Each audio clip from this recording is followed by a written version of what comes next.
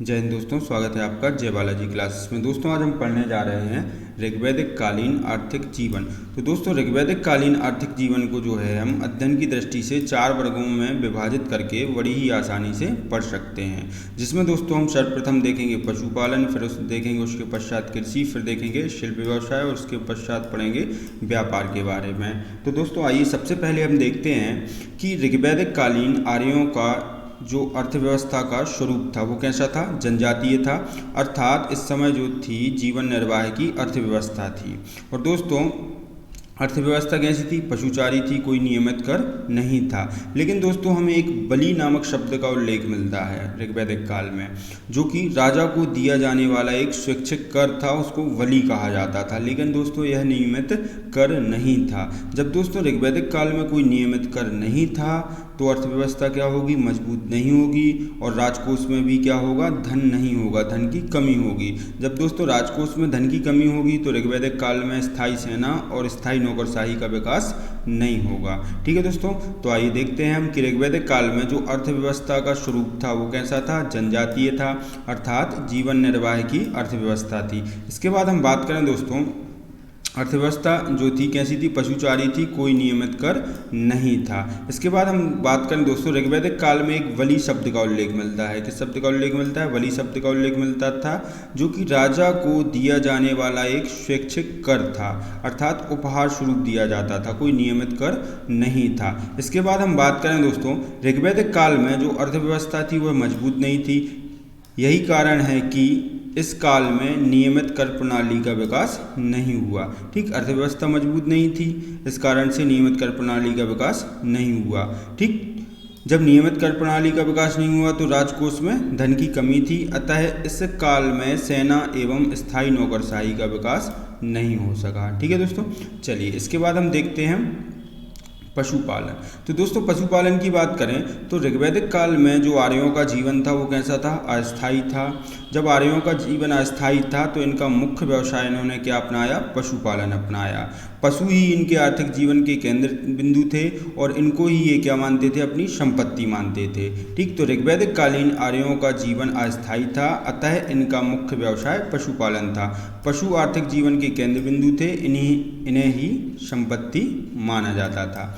ठीक है, चलिए इसके बाद हम बात करें दोस्तों, पशुओं की देखभाल करने वाले को क्या कहा जाता था, गोपाल कहा जाता था। जो पशुओं की देखभाल करते थे उनको ऋग्वैदिक काल में क्या कहा जाता था, गोपाल कहा जाता था। ऋग्वैदिक काल में आर्यों के जो पालतू पशु थे वो कौन कौन थे दोस्तों, गाय, बकरी, भेड़, कुत्ता और घोड़ा, ये जो थे पालतू पशु थे ऋग्वैदिक काल में।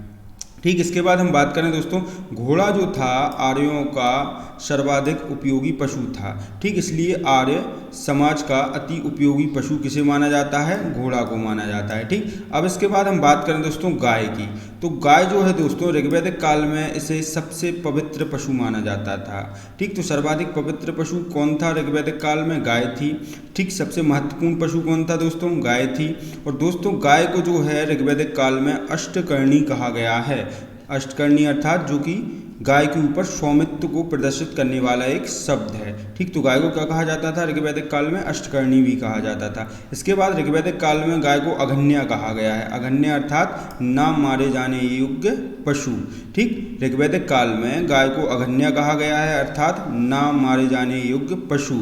और ऋग्वैदिक काल में एक व्यवस्था भी थी दोस्तों कि यदि कोई व्यक्ति गाय की हत्या करता है या उसको घायल करता है तो उसे या तो मृत्युदंड दिया जाता था या तो देश निकाले जाने की व्यवस्था की गई थी। और यह व्यवस्था दोस्तों वेदों में की गई थी। ठीक, इसके बाद गाय जो थी दोस्तों मानक मुद्रा थी। ठीक, इसके बाद गाय का जो उल्लेख है ऋग्वेद में कितनी बार मिलता है, 176 बार मिलता है।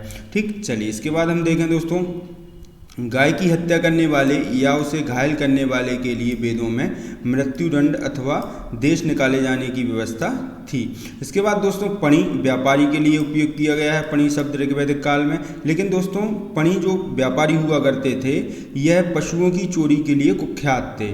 ठीक, तो पणी नामक व्यापारी पशुओं की चोरी के लिए कुख्यात थे। इसके बाद हम बात करें दोस्तों, पुत्री को द्विता कहा जाता था। क्यों कहा जाता था, क्योंकि वही जो है अर्थात पुत्री जो है गाय का दूध दुहती थी, इसलिए पुत्री को क्या कहा जाता था? दुहिता कहा जाता था। ठीक, तो पुत्री को दुहिता इसलिए कहा जाता था क्योंकि वही गाय का दूध दुहती थी। ठीक, इसके बाद हम बात करें दोस्तों, गाय के नाम पर ही जीवन की गतिविधियों का नामकरण किया जाता था। कब? ऋग्वैदिक काल में। ठीक, तो गाय के नाम पर ही जीवन की गतिविधियों का नामकरण किया जाता था। ठीक, आइए देख भी लेते हैं हम गाय से संबंधित शब्दावली। जैसे हम बात करें, धनी व्यक्ति को दोस्तों क्या कहा जाता था? गौमत कहा जाता था। ठीक, शाम का समय क्या कहलाता था? गोधूली कहा जाता था। ठीक, अर्थात ऋग्वैदिक काल में गोधूली शब्द का अर्थ क्या हुआ? शाम का समय। गोधूली अर्थात शाम का समय।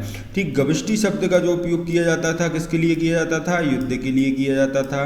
और गोचर्मन शब्द का उपयोग किसके लिए किया जाता था? गाय के चमड़े के बराबर शब्द के गाय के चमड़े के बराबर के लिए जो है हम गोचर्मन शब्द का उपयोग करते थे।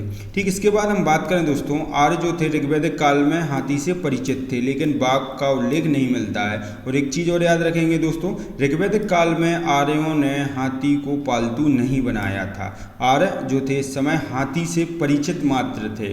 हाथी को जो है पालतू पशु उत्तर वैदिक काल में बनाया आर्यों ने। ठीक, तो यहाँ पर क्या थे? केवल परिचित थे, लेकिन पालतू नहीं बना पाए थे। पालतू कब बनाया था इन्होंने? उत्तर वैदिक काल में। ठीक, तो आर्यों ने हाथी को पालतू पशु कब बनाया था? उत्तर वैदिक काल में, लेकिन ये परिचित थे कब से? ऋग्वैदिक काल से। ठीक, चलिए इसके बाद हम बात करें कृषि। तो कृषि की बात करें दोस्तों, तो ऋग्वैदिक काल में हम पढ़ते आ रहे हैं कि आर्यों का जीवन क्या था? अस्थायी था, अतः कृषि का भी अधिक विकास नहीं हो पाया।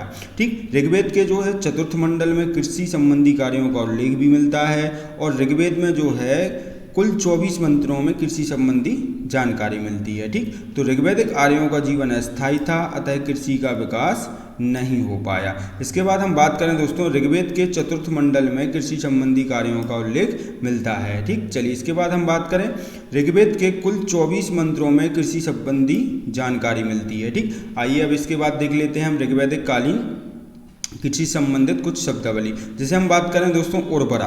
उर्वरा जो शब्द है किसके लिए उपयोग किया गया है ऋग्वैदिक काल में? तो कृषि योग्य भूमि के लिए उर्वरा शब्द का उपयोग किया गया है। ठीक, इसके बाद खिल्ल शब्द का उपयोग किसके लिए किया गया है? तो जो परती या ऊषर भूमि थी उसे क्या कहा जाता था? खिल्ल कहा जाता था। ठीक, इसके बाद हम बात करें ऋग्वैदिक काल में हल को क्या कहा जाता था? तो हल को लांगल कहा जाता था। ठीक, तो ऋग्वैदिक काल में हल को क्या कहा जाता था? लांगल। ठीक, इसके बाद हम बात करें सीता या शुणु।